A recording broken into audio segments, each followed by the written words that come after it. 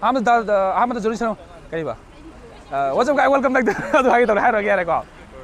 Ahmed Dajoni blog we bi sina puno bu economic khumjari khoi ngisi tau jari se kai no hakan da khoi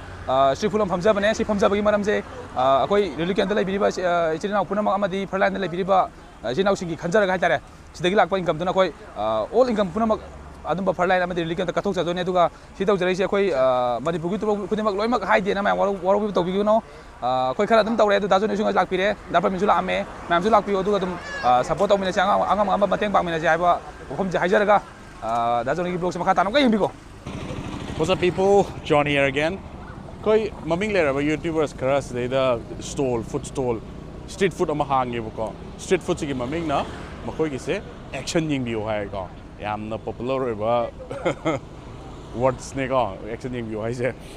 Sigi mafam je kono mangi koi ki Hapta kangjeibung ki get to heng mamang mak ten lai se. Ado kana na lay no kana na six stall ha kamain tori no da iloi haijara ke street food ni mayam sudum masak khangbo ina lakpio aduga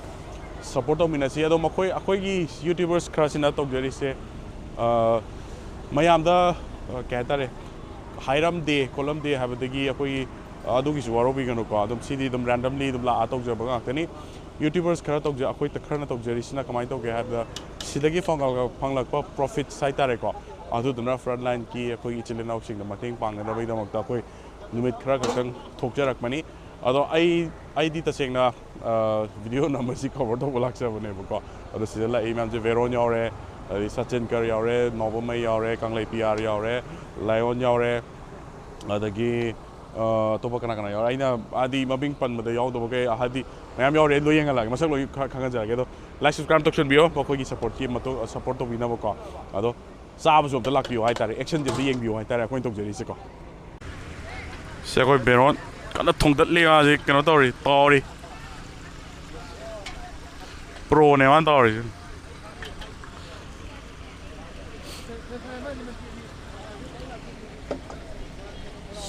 som na chicken kan tok dat le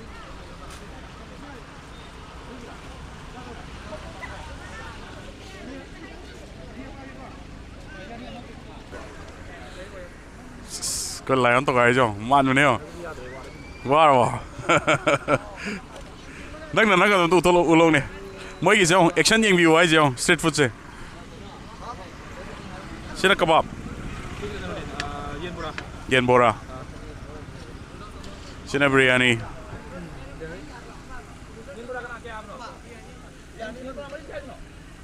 cái order đây nào,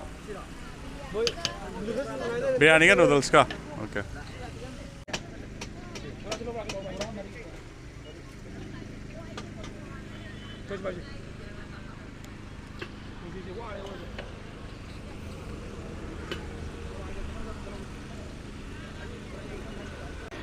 Koi YouTubers mayam gi kana tori seda korongwang da ni Hapta kangjeibung da action Yengbiyu hai mo street food maming se ado koi keno wak da ni koi maming le ba ina wak da ni lion yauri veron yauri ko dagi sachin kar ke lo yauri action ni yeng de je mien oina natra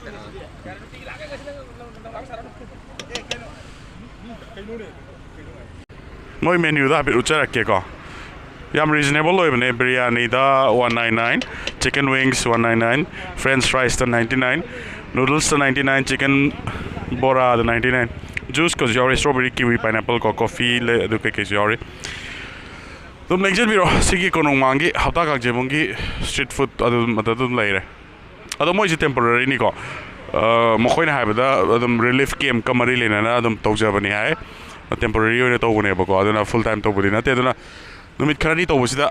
Lengsinbirako ro mayam aduga kogi YouTubers mayam ko sudum sakang makak na ma oina aduga plus ka sagi kogi mokhoina tawjari bisa support to bibo oina sudum la ga sabi badum yai ko haw nga tani moi si yar mayams mi order ko ri a ro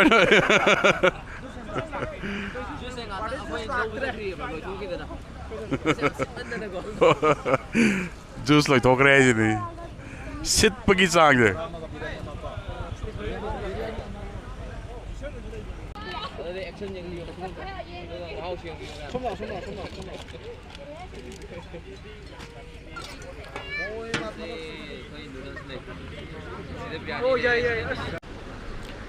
ꯃꯣꯏꯁꯦ ꯃꯤꯗꯤ ꯌꯣꯝꯃꯤꯅꯤ ꯀꯁꯇꯃꯔꯁꯦ ꯂꯥꯛꯏ ꯃꯌꯥꯝꯁꯦ ꯌꯦꯡꯉꯣ ꯁꯣꯝꯁꯨ ꯃꯌꯥꯝꯁꯨ ꯑꯗꯨꯝ ꯂꯦꯡꯁꯤꯟꯕꯤꯔꯛꯑꯣ ꯁꯤ ꯂꯩ ꯃꯌꯥꯝꯁꯦ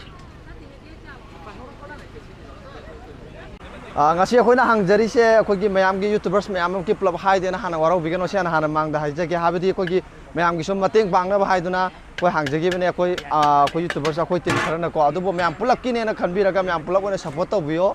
adu ga akhoi gi sigi donation box ju thamme sida angam angam ba thada raga adu da gi di akhoi gi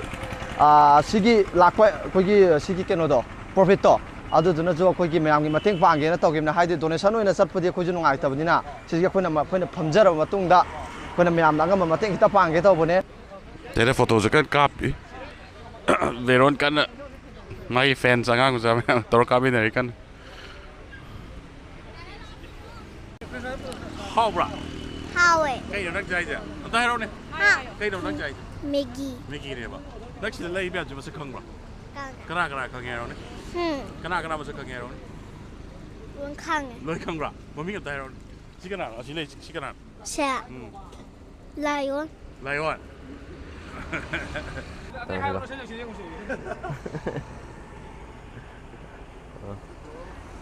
hꯧꯖꯤꯛ ꯑꯩꯈꯣꯏꯅ ꯀꯣꯅꯨꯡ ꯃꯃꯥꯡꯗ ꯏꯁꯇꯣꯜ ꯑꯃ ꯍꯥꯡꯖꯔꯁꯦ ꯑꯩꯈꯣꯏ ꯑꯦꯛꯁꯟ ꯌꯦꯡꯕꯤꯌꯨ ꯍꯥꯏꯁꯦ ꯑꯩꯈꯣꯏ ꯏꯁꯇꯣꯟꯁꯤꯒꯤ ꯃꯃꯤꯡ ꯑꯣꯏꯗꯣꯏꯅꯦ ꯑꯗꯣ ꯃꯌꯥꯝꯅꯁꯨ ꯑꯩꯈꯣꯏ ꯁꯤꯗ ꯂꯥꯛꯄꯤꯔꯒ ꯃꯌꯥꯝꯅꯁꯨ ꯁꯞꯄꯣꯔꯠ ꯇꯧꯕꯤꯕ ꯑꯣꯏꯅ ꯑꯩꯈꯣꯏꯒꯤ ꯐꯪꯉꯤꯕ ꯑꯩꯈꯣꯏ ꯑꯥꯏꯇꯦꯝ ꯈꯔꯁꯦ ꯑꯗꯨꯝ ꯃꯍꯥꯎ ꯌꯦꯡꯕꯤꯌꯨ ꯑꯗꯨꯒ ꯑꯦꯛꯁꯟꯁꯨ ꯌꯦꯡꯕꯤꯌꯨ ꯑꯗꯨꯒ ꯑꯩꯈꯣꯏꯅ ꯁꯤꯒꯤ ꯇꯧꯖꯔꯤꯕꯒꯤ ꯄꯥꯟꯗꯝꯗꯤꯀꯣ ꯍꯧꯖꯤꯛ ꯈꯨꯟ ꯉꯥꯛꯄꯤꯔꯤꯕ ꯏꯆꯤꯜ ꯏꯅꯥꯎꯁꯤꯡ ꯑꯃꯗꯤ ꯐ꯭ꯔꯟꯠꯂꯥꯏꯟꯗ ꯂꯩꯕꯤꯔꯤꯕ ꯏꯆꯤꯜ ꯏꯅꯥꯎꯁꯤꯡꯗ ꯑꯩꯈꯣꯏꯅꯁꯨ ꯑꯩꯈꯣꯏꯒꯤ ꯑꯣꯏꯕ ꯗꯣꯅꯦꯁꯟ ꯆꯠꯂꯒ ꯈꯣꯠꯂꯒ ꯇꯧꯕꯁꯤꯗꯤ ꯑꯩꯈꯣꯏꯁꯨ ꯀꯌꯥ ꯍꯥꯏꯗꯤ ꯅꯨꯡꯉꯥꯏꯇꯕ ꯑꯗꯨꯅ ꯁꯤꯗꯒꯤ ꯐꯪꯉꯛꯄ ꯄ꯭ꯔꯣꯐꯤꯠ ꯈꯔꯁꯤꯅ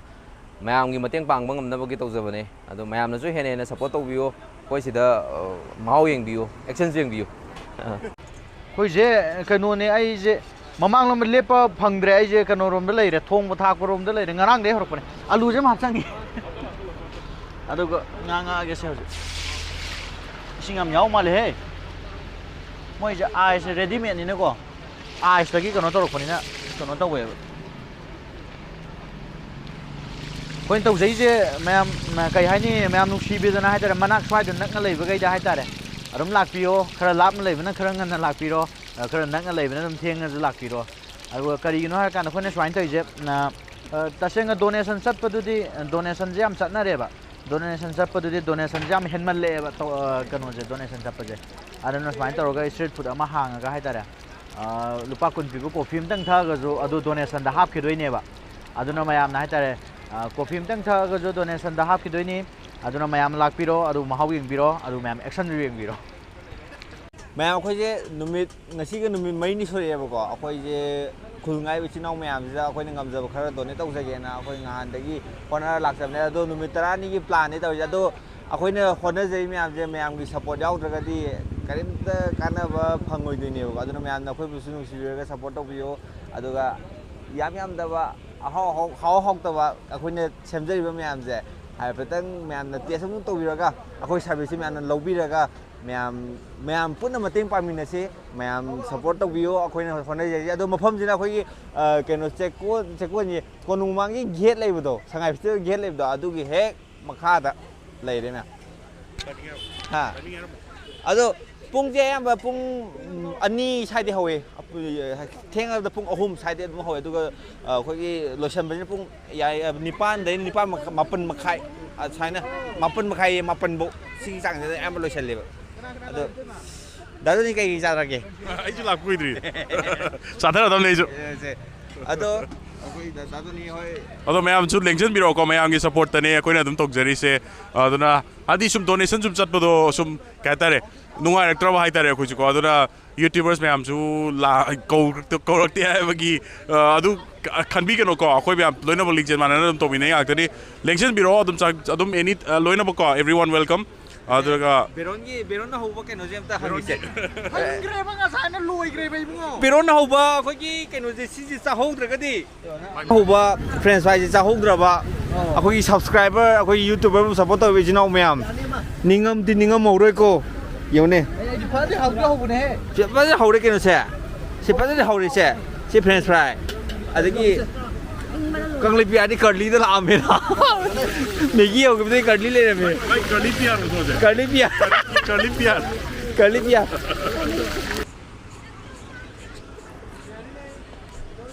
चना नूडल्स मैं कन तौरी